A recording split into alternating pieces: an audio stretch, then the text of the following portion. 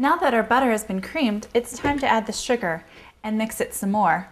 We're going to have 1 cup of sugar added, and sugar is much easier to measure than flour. You don't have to worry about compacting because it's a granulated form and it's going to fill up whatever you're putting it into anyway. So we're just going to measure out 1 cup, have a nice even top, and then pour it into the mixer. And we're going to put the mixer on for a moment to start mixing it.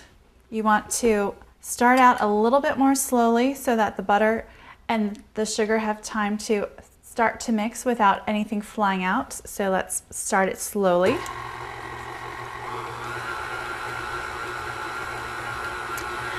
And then after it's started mixing up a little bit, you can see that the sugar is starting to mix in with the butter.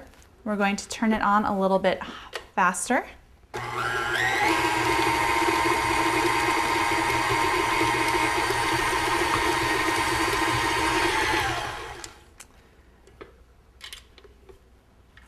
And at this point you can see that there are some kind of balls of butter and sugar in there. So what you want to do is scrape down the mixing bowl so that you can make sure that everything gets incorporated.